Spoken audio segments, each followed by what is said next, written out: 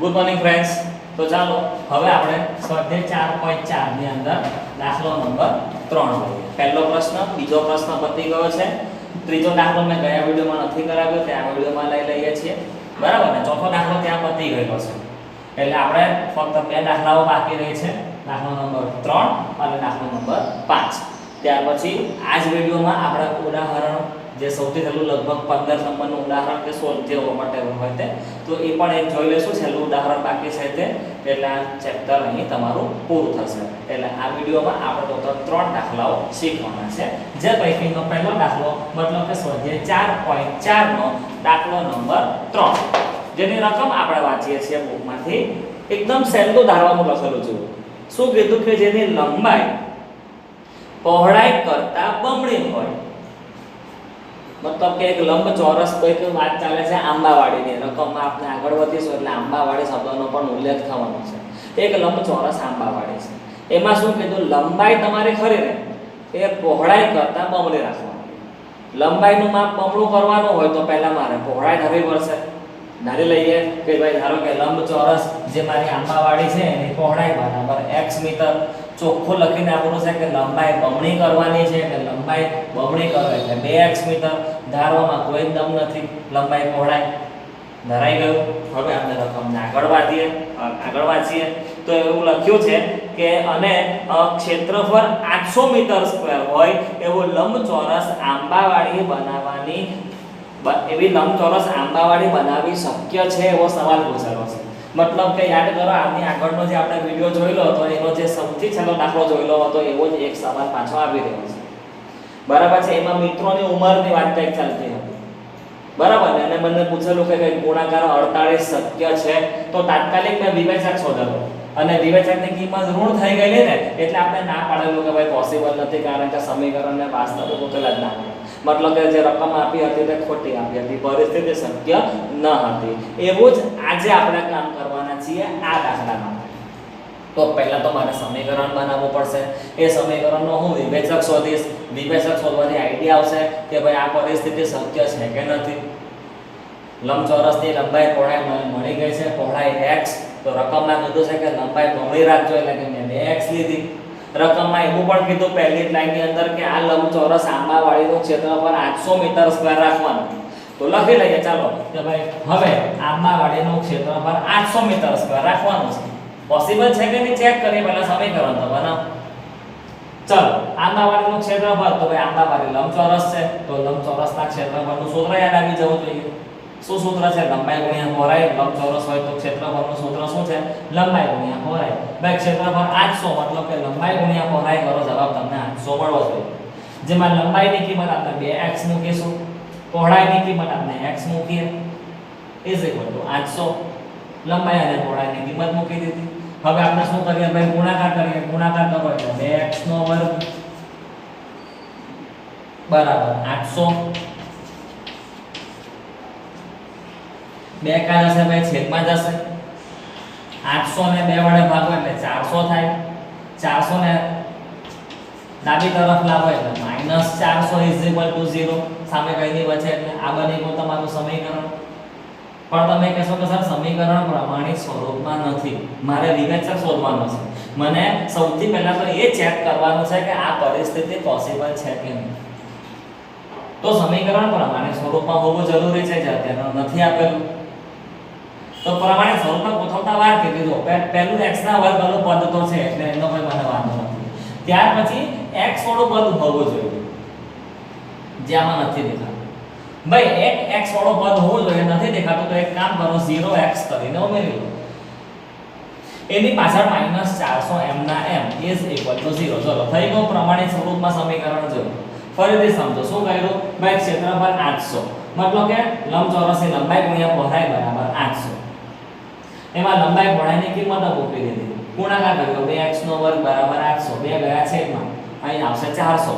400 ને ડાબી તરફ લાવી દો, સમીકરણ બનાવવાનું. ચાલો, 400 ડાબી તરફ લાવ્યો -400. તો સમીકરણ આવું બન્યું, x નો વર્ગ -400 = 0. બોલો, ખ્યાલ આવે છે? પ્રમાણિત સ્વરૂપમાં નહીં આપેલું હતું તો ગોઠવી દીધું. પહેલા x ના વર્ગ વાળું પદ હતું, x વાળું પદ હતું 0 કરીને ઉમેરી લેવાનું. -400 0 વિભાજક શોધીએ એની પરથી નક્કી કરીએ કે આ પરિસ્થિતિ પોસિબલ છે કે નથી. તો ચલો વિભાજક માટે પહેલા તો પ્રથમ પદનો સહગુણક a બરાબર 1 b બરાબર 0 c બરાબર -400 વિભાજકનું સૂત્ર મારી દીધું.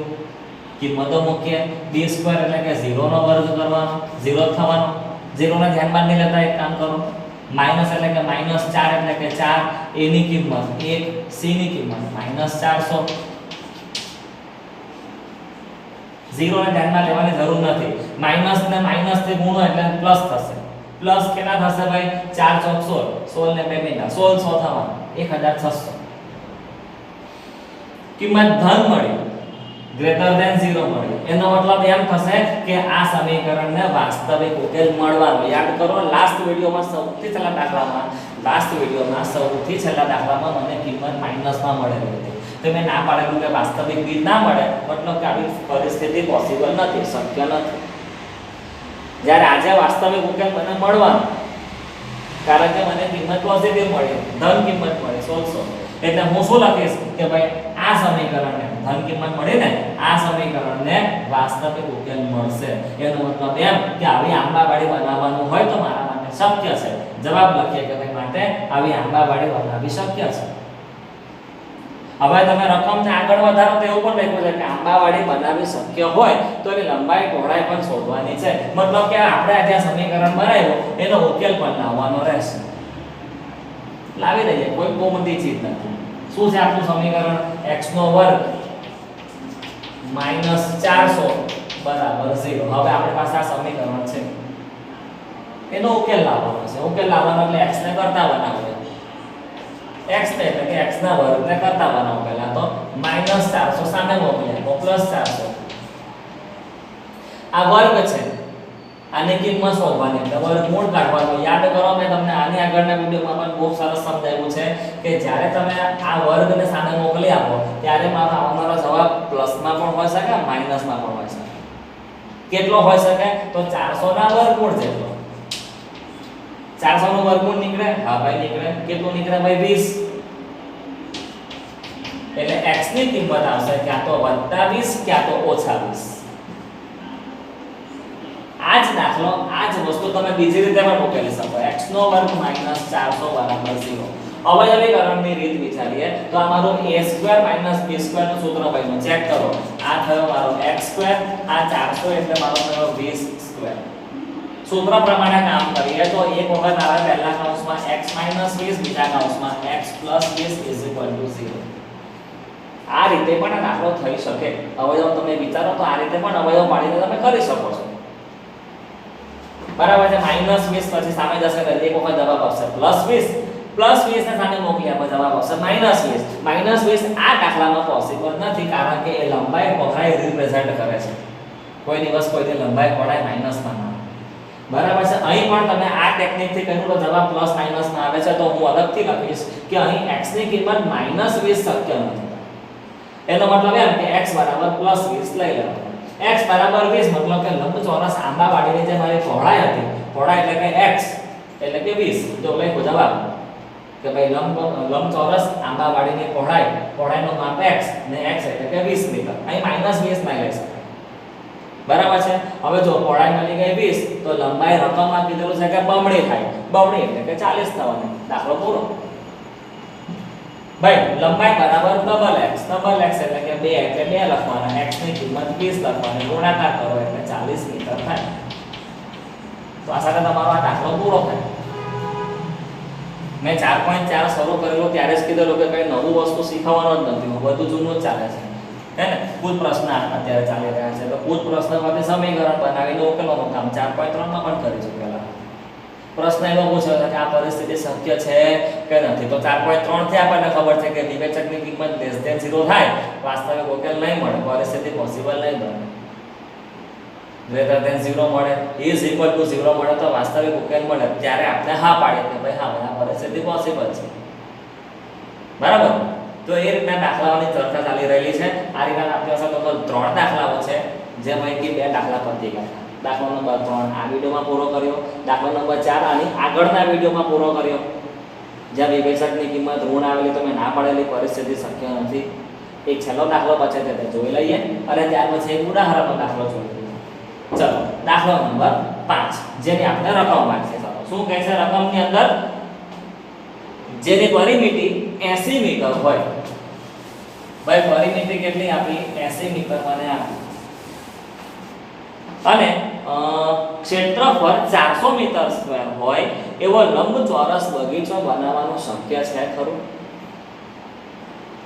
ભાઈ લંબચોરસ બગીચાની વાત કરે છે પણ હાલું બગીચામાં મને લંબાઈ આપીની પહોળાઈ આપીની બોલો કેવું કામ છે? લંબચોરસ હોય બરાબર ને આ લંબાઈ આ પહોળાઈ મને આપી જ નથી, ધારવું પડશે બરાબર ને. અને તમે છેલ્લા સવાલમાં પણ જુઓ કે ભાઈ આવો કંઈક શક્ય છે લંબચોરસ બગીચો બનાવવાનું, ને જો શક્ય હોય લંબચોરસ બગીચો બનાવવાનું શક્ય હોય તો લંબાઈ અને પહોળાઈ શોધવાની છે. ચાલો પહેલા આપણે એક કામ કરીએ, લંબાઈ પહોળાઈ ધારવી પડશે તો કામ ચાલુ કરો. એમ માની લો કે ભાઈ ધારો કે લંબચોરસ બગીચાની લંબાઈ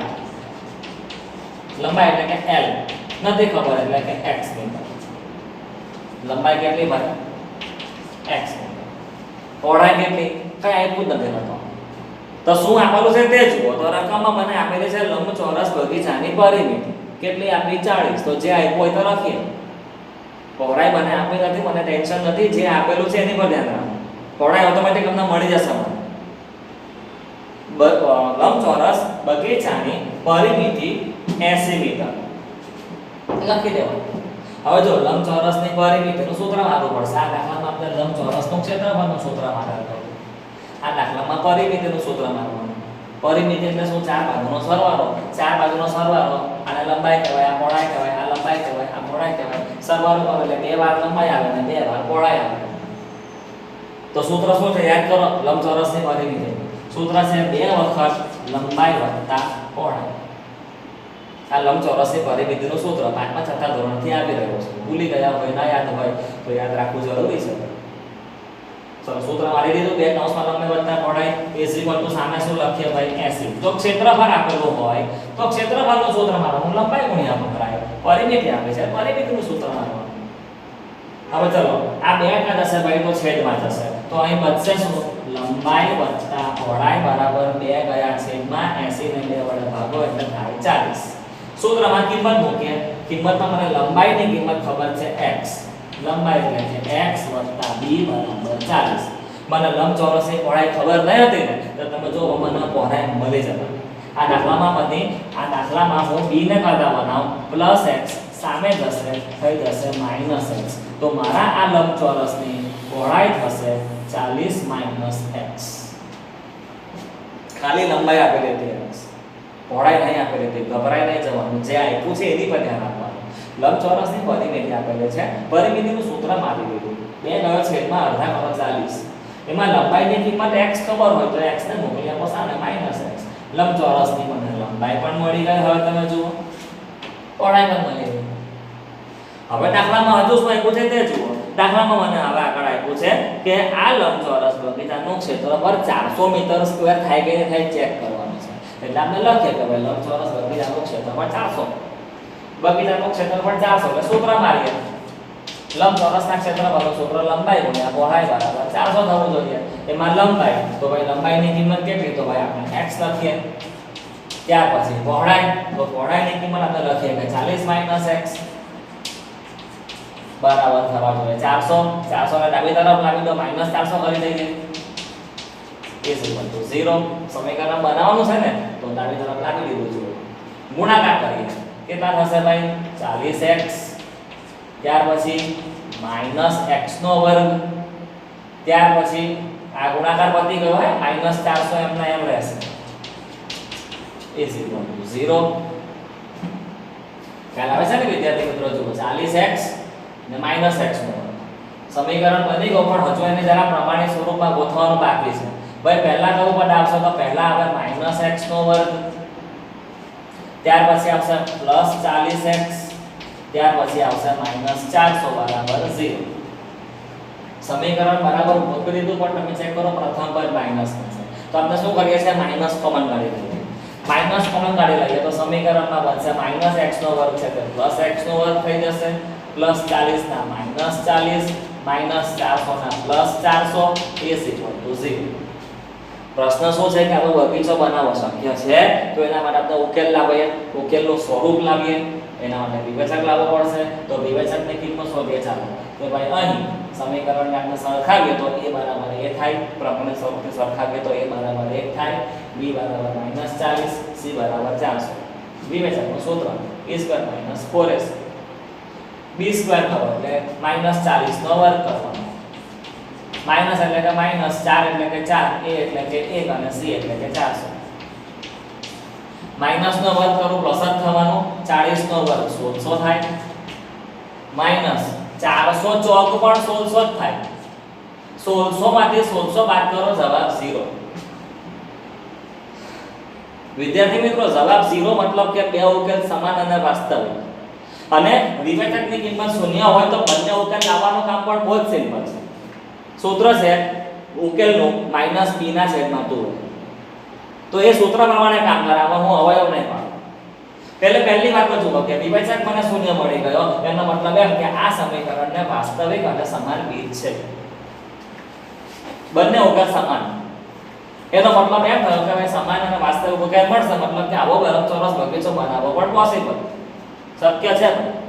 અને લંબચોરસ બગીચો બનાવવા શક્ય હોય તો આપણે ફટાફટ એની લંબાઈ પહોળાઈ શોધી કાઢીએ. એના માટે આ સમીકરણના શું લાવવા પડશે? ઉકેલ. અને આ સમીકરણમાં વિવેચક તો 0 થઈ ગયો. હું શું કામ અવયવીકરણની રીત કરું? હું શું કામ આલ્ફાની બીટાનું મોટું સૂત્ર મારું? જે મને ખબર છે કે ભાઈ મારા બે રીત સમાન છે એટલે એનો ઉકેલ -b/2 થાય. તો ચાલો ઉકેલ લાવી દઈએ કે ભાઈ ઉકેલ બરાબર -b/2, જેમાં માઈનસ એટલે કે માઈનસ, b એટલે કે -40, છેદમાં 2 એટલે 2 અને a ની કિંમત 1. માઈનસ માઈનસ પ્લસ હશે, 40 છેદમાં 2 એકા 2 ઉડાવશો, જવાબ આવશે તમારો 20. ઉકેલ એટલે કે x ની કિંમત તમને કેટલી મળી જવાની ભાઈ? 20. તો માટે આપણે ફાઇનલ જવાબ લખી દઈએ કે ભાઈ લંબાઈ અને પહોળાઈ કેટલી છે.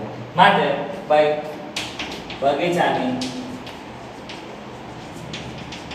લંબાઈ બરાબર x બરાબર 20 મીટર અને એની પહોળાઈ કેટલી છે ભાઈ? તો પહોળાઈ છે 40 - x, એટલે કે 40 - x ની કિંમત 20 લઈએ.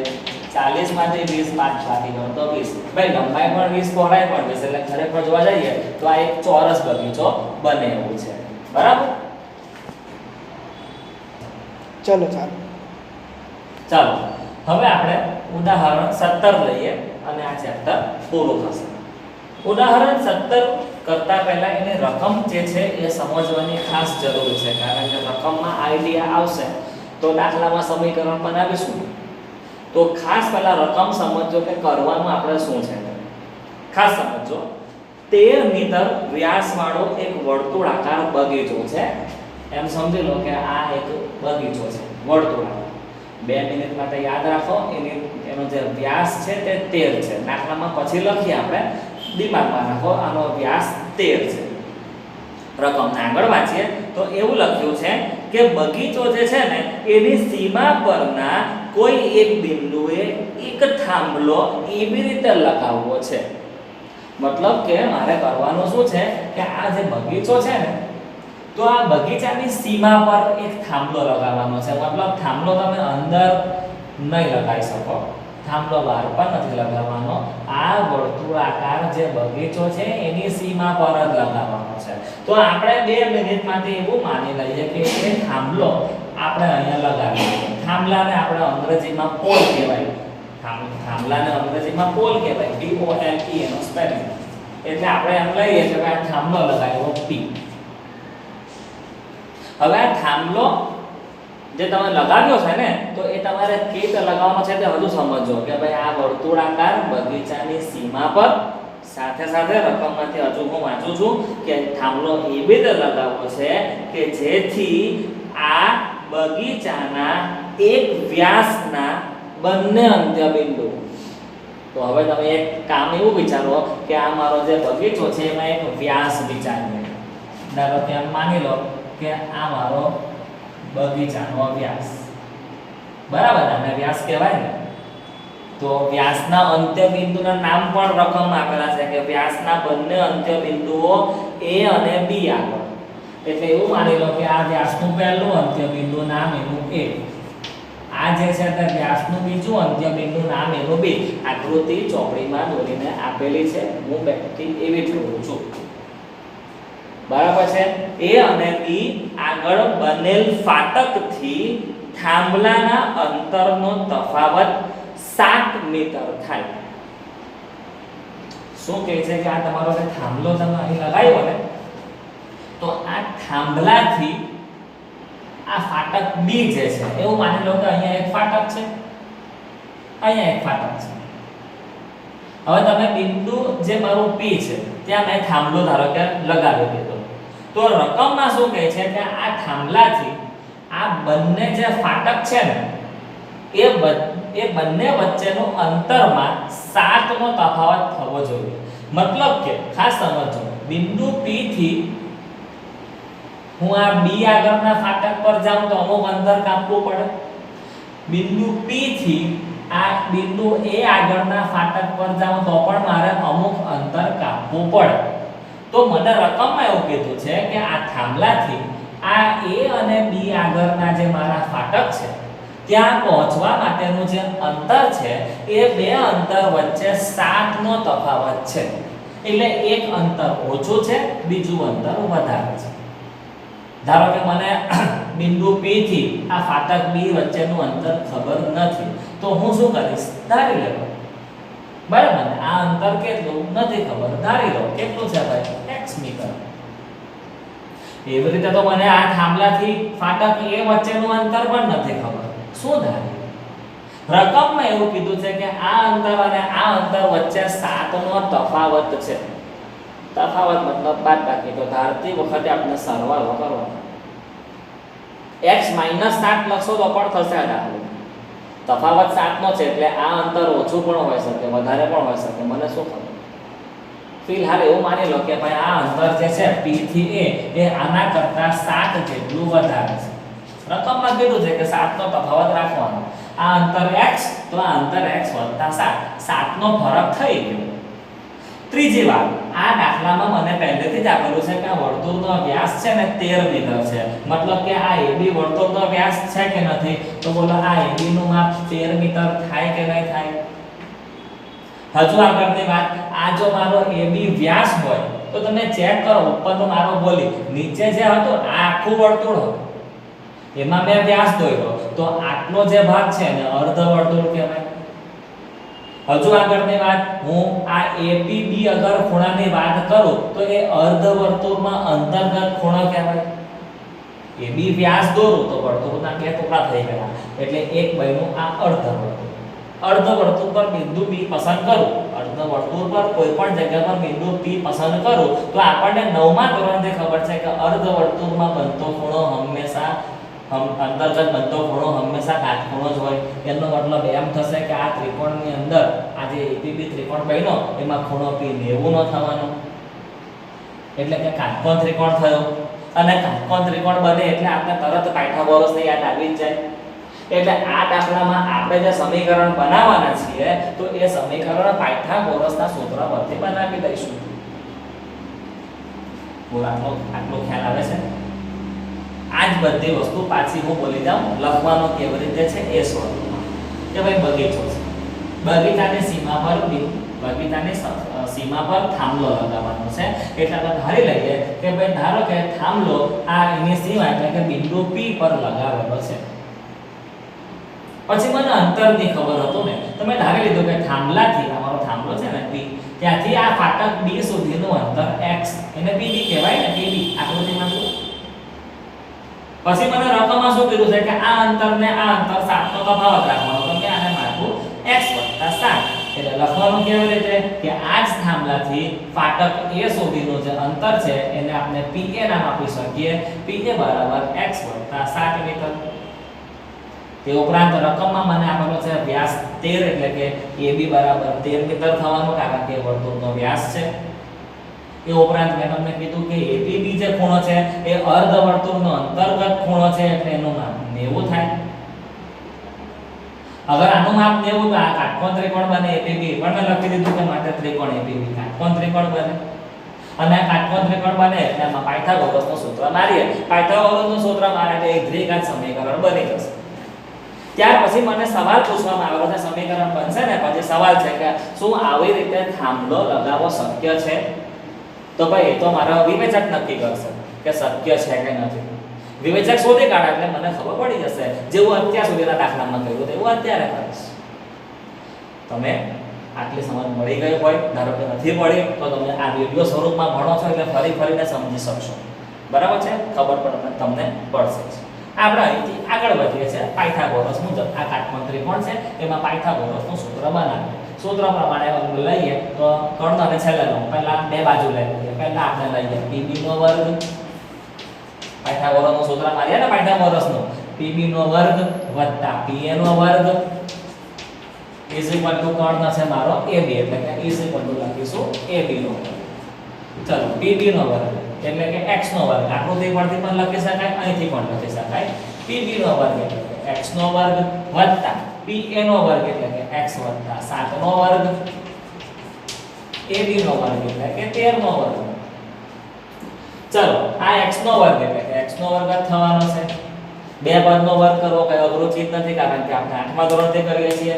પહેલા આ પ્રથમ પદનો વર્ગ કરી દેવાનો x નો વર્ગ, છેલ્લે 7 નો વર્ગ કરી દેવાનો 49.